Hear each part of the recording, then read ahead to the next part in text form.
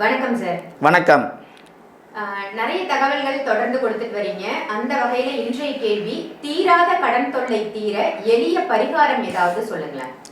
கடன், அதாவது உண்மையிலே மக்கள் நான் அனுதினமும் என்னுடைய வாடிக்கையாளரை பார்க்கும்போது கடனில் மாட்டினவங்கள பார்க்கும்போது ரொம்ப பரிதாபமாக இருக்கும். தூக்கம் வராது, நிம்மதியை இழந்துருவாங்க, வாழ்க்கையை வெறுத்துருவீங்க. இந்த கடன் ஒரு மனிதனை சுக்குநூறாக ஆக்குறது உண்மை. சரி, ரைட்டு.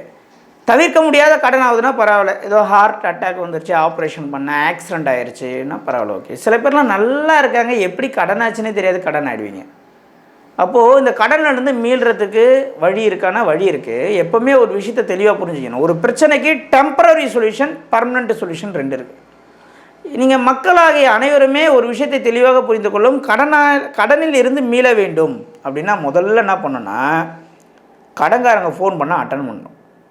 சார் நான் பரிகாரம் கேட்குறேன், கோவில் கேட்குறேன், நீங்கள் என்ன சார் ஃபோன் அட்டன் பண்ண சொல்கிறீங்கன்னா, ஒரு வாட்டி ஃபோன் எடுக்கலை, ரெண்டு வாட்டி ஃபோன் எடுக்கலை, மூணாவது வாட்டி நீங்கள் ஃபோன் எடுக்காத பொழுது பிரச்சனையே நீங்கள் தண்ணி ஊற்றி வளர்க்குறீங்க. இது என் கிளைண்ட்டுங்களாம் நான் அனுதினமாக பார்க்குறதுனால சொல்கிறேன். அப்போது கடன் கொடுத்துருக்கிற உங்கள் மேலே கோபம் அதிகமாகும். அப்போது உங்களுக்கு பயம் அதிகமாகும். தலைமறைவான வாழ்க்கையை வாழ வேண்டிய சூழ்நிலை நீங்களே உருவாக்கிக்கிறீங்க. முடியாது, வெட்டு ஒன்று துண்டு ரெண்டு பேசணும், உயிராக போயிட்டு போது ஒன்றும் கிடையாது. ஆனால் ஒரு விஷயத்தை தெளிவாக புரிந்து கொள்ளும். எந்த ஒரு விஷயமா இருந்தாலும் ஃபேஸ் பண்ண கற்றுக்கணும். முதல்ல என்னுடைய வாடிக்கையாளராக இருந்தால், என்னுடைய ஃபேன்ஸாக இருந்தால், நான் சொல்கிற வழியில் வந்தால் உங்களை என்னால் ஜெயிக்க வைக்க முடியும். அது என்னால் பண்ண முடியும். ஆனால் ஒரு விஷயத்தை தெளிவாக புரிந்து கொள்ளும். ஆற்றுல ஒரு கால், சேத்துல ஒரு கால் வைக்காதீங்க. இவர் சொல்கிறதையும் நான் கேட்பேன், அவர் சொல்கிறதையும் கேட்பேனா இல்லை. ஒரு ஜோதிடரை ஃபாலோ பண்ணால் கரெக்டாக ஃபாலோ பண்ணணும். ஒரு கோயிலுக்கு போனால் கரெக்டாக ஃபாலோ பண்ணணும். ஒரு அட்வொகேட்டாக ஃபாலோ பண்ணால் கரெக்டாக ஃபாலோ பண்ணணும். ஒரு ஆடிட்டர்னால் ஒரே ஆடிட்டர் தான், டாக்டர்னால் ஒரே டாக்டர் தான், அப்படி வச்சுருக்கணும். உங்களுடைய ஜோதிடர்கள், உங்களுடைய குடும்ப ஜோதிடர்கள், குடும்பத்தை வழிநடத்தக்கூடிய பெரியவர்களை முதல்ல நீங்கள் நம்பணும். முதல்ல அவங்க பேச்சை நீங்கள் ஒபே பண்ணணும். ஒன்று, கடனில் இருந்து மீளணும்னா சற்று காலங்கள் ஆகும். 1 கோடி கடன் ஆயிடுச்சு, 2 கோடி கடன் ஆயிடுச்சு, ஜாதகம் பார்த்தா கடன் தீர்ந்துருவோன்னா கடன் தீராது. கடன் தீரத்துக்கு என்ன வழி, என்ன பிரச்சனை இருக்குது, அது இந்த லேகை எப்படி சரி பண்ணலான்றது தான் ஒரு ஜோதிடரால் சொல்ல முடியும். முதல் விஷயம், எல்லாருமே ஜோதிடத்தில் 11ஆம் அதிபதி சுபகிரகம் சுபகிரகம் சுபகிரகம் சொல்லுவாங்க. நல்லா கேட்டுங்க. 11ஆம் அதிபதி தசை நடந்தாலோ, 11ஆம் அதிபதி புத்தி நடந்தாலோ, 11ஆம் இடத்தில் ஒரு கிரகம் இருந்து தசையையோ புத்தியையோ நடத்தினாலோ கடன் உருவாகியே தீரும். என்ன சார் இவ்வளோ நல்லா 11ஆம் இடம் சுபத்தன்மைன்னு சொன்னாங்க அப்படின்னா, ஜோதிடம் என்பது ஒரு மிகப்பெரிய ஒரு கண்ணோட்டத்தில் பார்க்கக்கூடிய ஒரு சப்ஜெக்ட். அதை சுருக்கி பார்த்துட்டோம் நம்ம. அதனால தான் பிரச்சனை. நீங்கள் எந்த லக்னமாக இருந்தாலும் உங்கள் ஜாதகத்தில் உங்கள் லக்னத்துக்கு 11ஆம் இடத்துல ஒரு கிரகம் இருக்கிறது. உதாரணத்துக்கு விருச்சக லக்னம், 11ஆம் இடம் கன்னி. இந்த கன்னியில் சுக்கிரன் இருக்கார். இப்போ சுக்கிர தசையையோ இல்லை சுக்கிர புத்தியோ நடக்குதுன்னா, இல்லை வேற ஒரு குரு தசையில் சுக்கிர புத்தி நடக்குதுன்னா, அந்த 11ஆம் இடத்தில் நிற்கக்கூடிய கிரகத்தோடைய புத்தி நடக்கும்போது நோய்வாய்ப்படுவீங்க, கடன் படுவீங்க.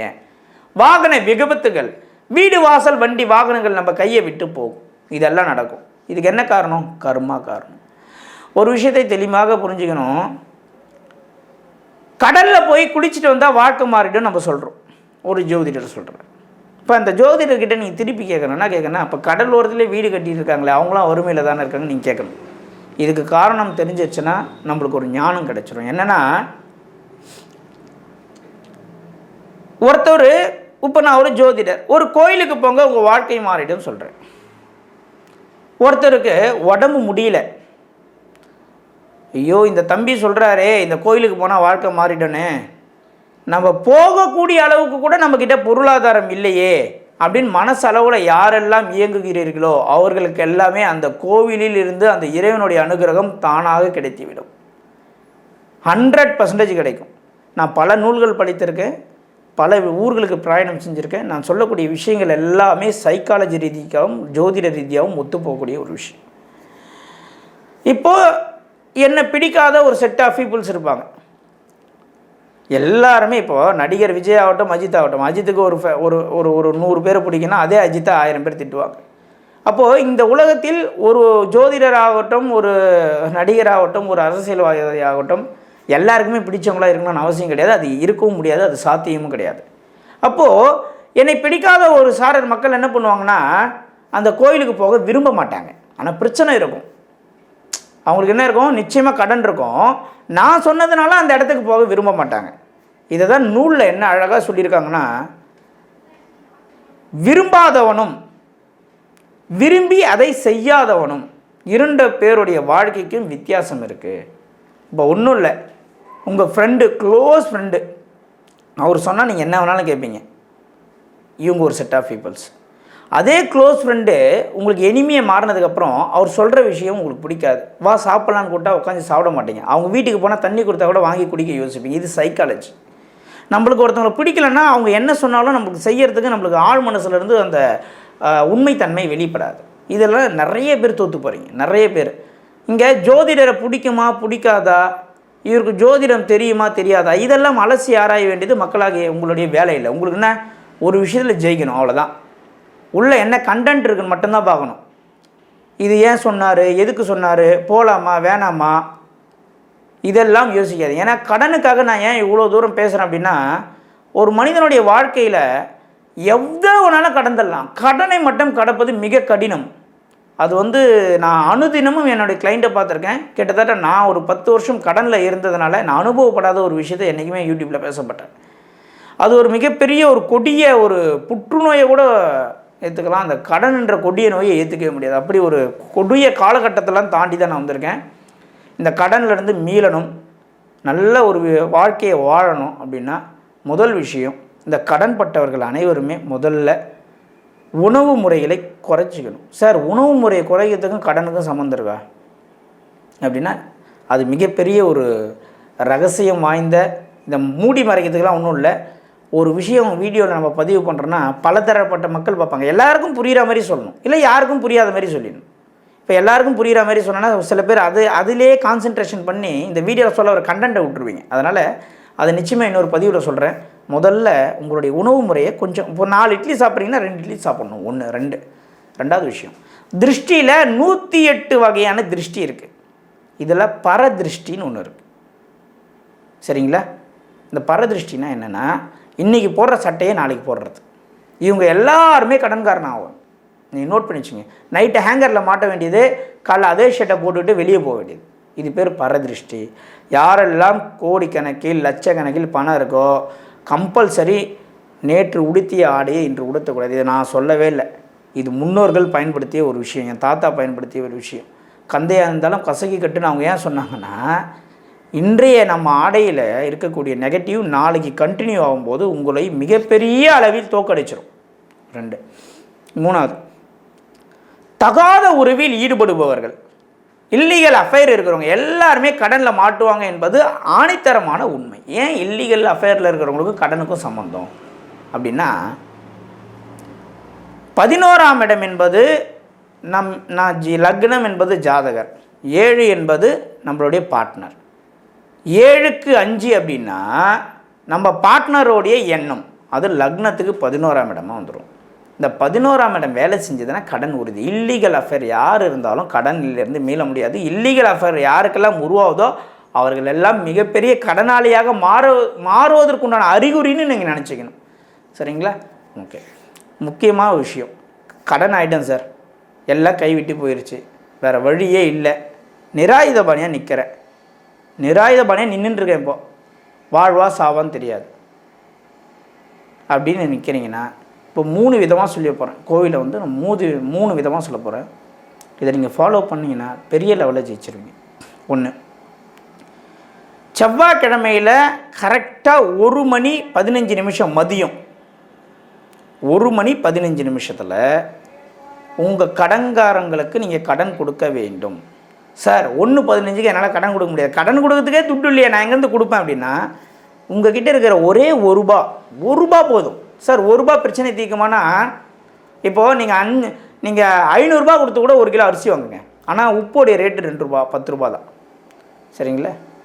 நீங்கள் 10,000 ரூபா கொடுத்து வெள்ளி விளக்கு வாங்குங்க, தங்க விளக்கு வாத்துங்க, ஏற்றக்கூடிய தீப்பெட்டி 1 ரூபா தான்.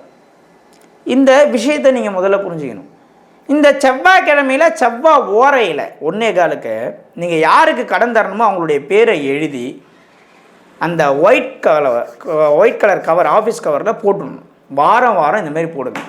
என் கிளைண்ட் இன்றைக்கி கூட மதியம் ஒரு கிளைண்ட் சொல்கிறாங்க, சார் 10 லட்ச ரூபா கடத்தை அடைச்சிட்டேன், உங்களுக்கு எந்த விதத்தில் நாங்கள் நன்றியை சொல்லணும்னு தெரியல அப்படின்னு கண் கலங்குறாங்க. 10 லட்ச ரூபா கடனை நகை அடைக்கலை, அவங்க அடைக்கிறதுக்கு உண்டான வழியை செஞ்சாங்க, அடைச்சாங்க, அவ்வளோதான். நான் ரூட்டை தான் சொல்கிறேன், பயணிக்கிறது நீங்கள் தான்.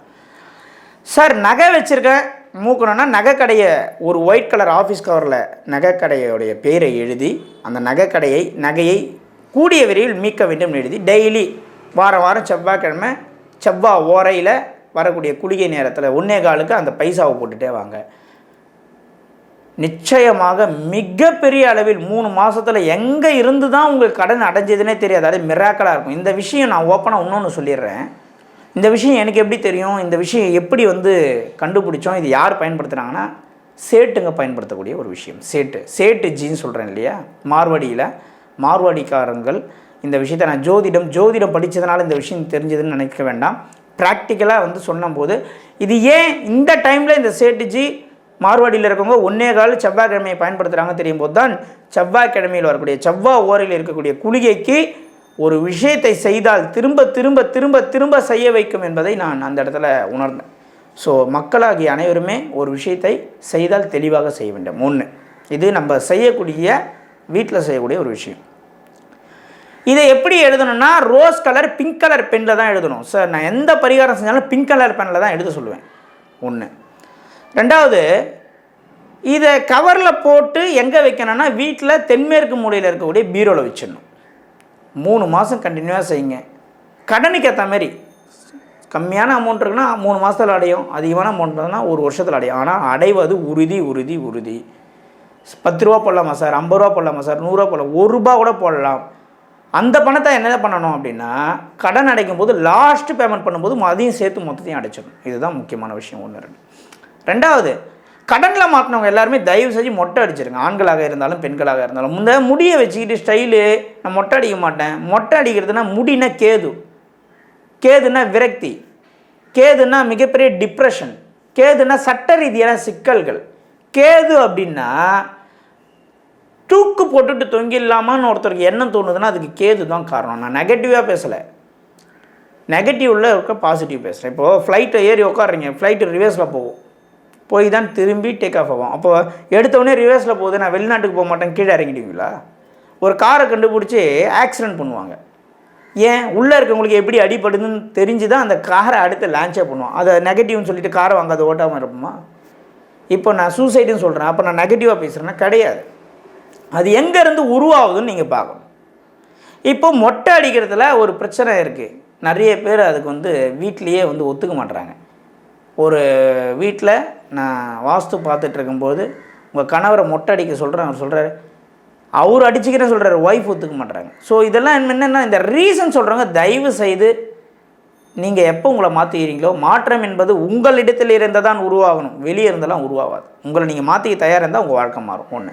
2வது விஷயம், சார் இந்த மொட்டையை எங்கே அடிக்கிறது அப்படின்னு ஒரு கேள்வி இருக்குது. அனைவரும் உங்களுடைய குலதெய்வ கோயிலில் மொட்டை அடிப்பது மிக மிக மிக மிக மிக சிறப்பு. அதை தாண்டி குலதெய்வத்தையும் தாண்டி ஒரு சில பேருக்கு மட்டும் மாறும். இஷ்ட தெய்வதம், யோக தெய்வதம் அப்படின்னு ஜாதக ரீதியாக மாறும். 3வது அல்டிமேட்டான விஷயத்துக்கு நம்ம இப்போ தான் வரோம். இந்த விஷயத்தை யாருன்னா உங்கள் நண்பர்கள் சொல்லுவாங்க அப்படிலாம் செய்யாதீங்கன்னு. ஆனால் நீங்கள் கேட்டிங்கன்னா நிச்சயமாக வெளியே வர முடியாது. ஏன்னா பழனி மலையில் ஆண்டி கோலத்தில் முருகரை பார்க்கணும். சார் என்ன சார் ராஜ அலங்காரத்தில் தான் பார்க்கணும்னு சொல்லுவாங்க அப்படின்னா, யாரெல்லாம் கடனில் மாட்டி நிராயுதபாணியாக, இப்போ ஒரு விஷயத்தை தெளிவாக புரிஞ்சுக்கணும். மாதம் 50,000 சம்பளம் வாங்குறேன், 20,000 ரூபாய் ஹவுஸ் லோன் போகுது, 30,000 வச்சு என் ஃபேமிலியை ஓட்டுறேன்னா இவர் போய் ஆண்டி கோலத்தில் முருகரை பார்த்தாங்கன்னா மாட்டிப்பார். நான் சொல்வது எப்படின்னா, சார் மொத்தமே கடன் ஆகி போச்சு, டெய்லி 5 ஃபோனு 10 ஃபோன் கணக்காரம் பண்ணுறான், எனக்கு விரக்தி ஆயிடுச்சு, வீட்டில் மதிப்பு இல்லை, மரியாதை இல்லை, செத்து போகலாமான் இருக்கு. இந்த மாதிரி கடனில் போய் பெரிய அளவில் லாக் ஆனவங்களாம் பழனிக்கு போகணும், ஆண்டி கோலத்தில் முருகனை பார்க்கணும், அங்கே அன்னதானத்தை சாப்பிட்டுட்டு இறக்கணும். இவங்க எல்லாமே இந்த வீடியோ டாக்குமெண்ட்ரியாக தான் இருக்க போது, என்றைக்குமே யூடியூப்பில் இருக்க போது. அடுத்த 6 மாதத்தில் இதே வீடியோ கீழே கமெண்ட் பண்ணுவீங்கன்னா தெரியுமா, சார் ரிலீஸ் கிடச்சிருச்சு. ஏன்னா நீங்கள் அனைத்தையுமே இழந்த ஒரு மனிதர், நீங்கள் அனைத்தையும் இழந்துட்டீங்க. நீங்கள் என்ன ஆகிட்டீங்க, எல்லாத்தையும் விட்டீங்க. இப்போ முருகப்பெருமான் என்ன பண்ணுறாரு, அனைத்தையும் இழக்கணும்னு உணர்த்துறாரு. அவர் ஒரு ஆண்டியாக இருக்கார். அப்போ நீங்கள் ஒரு மைனஸாக இருக்கீங்க, முருகர் ஒரு மைனஸாக இருக்கார். எப்போவுமே நம்மளுடைய பரிகாரங்கள் மைனஸையும் ஒன்றா சேர்க்கும் போது அவங்க ப்ளஸ் உருவாயிடும். அனைத்துமே இழந்துட்டேன், நீங்களும் ஒரு ஆண்டி, முருகனும் ஒரு ஆண்டியாக இருக்கார். ஆண்டியும் மைனஸும் ஒன்றா சேரும்பொழுது அந்த இடத்தில் மிகப்பெரிய ப்ளஸ்ஸாக மாறி அடுத்த 6 மாதத்தில் அடிக்கும் ராஜயோகம். அதுக்கப்புறம் நீங்கள் போய் ராஜ தரிசனத்தில் அதே ராஜ அலங்காரத்தில் முருகிறத அட்டகாசமாக பார்க்கலாம். இந்த 3 விஷயத்தையும் ஃபாலோ பண்ணால் உங்களுடைய தசாபுத்தி எதுவாக இருக்கட்டும், உங்களுடைய கிரகம் எதுவாக இருக்கட்டும், உங்களுடைய லக்னம் எதுவாக இருக்கட்டும், நான் சொல்வது என்னென்னா, ஜாதகத்தெல்லாம் மீறி ஒரு சக்தி நம்மளை இயக்கிட்டு இருக்கு எல்லாருக்குமே. ஸோ அதனால் இந்த மாதிரியான விஷயங்கள் நம்ம வந்து இன்னைக்கு நேற்றுலாம் இதை வந்து நம்ம ஃபாலோ பண்ணல நம்ம கிளைண்ட்டுக்கு. இதனால் பலனடைஞ்சவங்க பயனடைஞ்சவங்க எவ்வளோ கோடி பேர். சார் இப்போ செவ்வாய்க்கிழமை வந்து 1 காலுக்கு எடுத்து வைக்க சொல்லிட்டீங்க, மொட்டை எந்த நாளில் அடிக்கிறதுன்னு கேட்பீங்க. அவர் பிறந்த நாளில் மட்டும் அடிச்சிடாதீங்க. ஒருத்தர் சனிக்கிழமை பிறந்திருக்கீங்கன்னா சனிக்கிழமை மொட்டை அடிக்காதீங்க, திங்கக்கிழமை பிறந்தீங்கன்னா திங்கக்கிழமை அடிக்காதீங்க, வேறு எந்த நாளில் ஒன்றாலும் அடிச்சிங்க. சார் பழனிக்கு என்னைக்கு போய் ஆண்டி கோலத்தில் பார்க்கணும் அப்படின்னு ஒரு கணக்கு இருக்குது. இந்த பழனிக்கு ஆண்டி கோலத்தில் பார்ப்பதற்கு இதுக்கு மட்டும் முடிஞ்சால் செவ்வாய்க்கிழமை, இல்லைன்னா உங்கள் விருப்பம், அது உங்கள் விருப்பம். முடிஞ்சால் செவ்வாய்க்கிழமை பெஸ்ட்டு, இல்லைன்னா என்றைக்கு வேணாலும் பார்த்துக்கலாம். ஃபஸ்ட் ஆப்ஷன் செவ்வாய்க்கிழமை. இதை செய்து கொண்டு வந்தீங்கன்னா நிச்சயமாக அடுத்த 6 மாதத்தில் உங்கள் கடன்லேருந்து மிகப்பெரிய மாற்றம் வரும். முதல்ல எதுக்குமே துணியை கற்றுக்கணும். எதுவாக இருந்தாலும் பார்த்துக்கலான்னு துணிஞ்சு நிலை. நான் விவேகானந்தர் என்ன சொல்கிறார், மரணமே வந்தாலும் எதிர்த்து நில்லுன்ற. நீங்கள் தோண்டு போகக்கூடாது. என்ன தான் நம்ம பேசினாலும் அவரவர்கள் வழி அவர்களுக்கு தான் தெரியும். கடனில் மாட்டியவர்கள் எவ்வளோ தைரியசாலியாக இருந்தாலும் ஒரு தளத்தில் கோழையாக மாறிடுவாங்க. பிரச்சனையை பேச பண்ண முடியாது. அப்போது நீங்கள் நிராயுத பாணியாக இருக்கீங்க, நீங்கள் ஆண்டி ஆகிட்டீங்கன்னா நீங்கள் மைனஸு. அப்போ நீங்கள் வணங்கக்கூடிய தெய்வமும் மைனஸாக இருந்தால் தான் மைனஸும் ஒன்றா சேர்ந்தால் தான் ப்ளஸ்ஸாக மாறும் என்பது தான் முன்னோர்கள் நமக்கு சொல்லிக் கொடுத்த மிகப்பெரிய சூட்சமம். இதெல்லாம் மிகப்பெரிய ரொம்ப வருஷம் தேடி அலைந்து நான் கண்டுபிடிச்ச சில விஷயத்தை தான் இந்த சேனலில் சொல்லிகிட்ருக்கேன். நீங்கள் பயனடையணும், பலனடையணும், அதுதான் என்னுடைய ஒரே நோக்கம். ரொம்ப அருமையான தகவல். ஏன்னா கடன் பிரச்சனையால எத்தனையோ பேர் வந்து தவிச்சிட்டு இருக்காங்க. அவங்க எல்லாருக்கும் இது ஒரு பயனுள்ள தகவலா இருக்கும். நன்றிகள். நன்றி.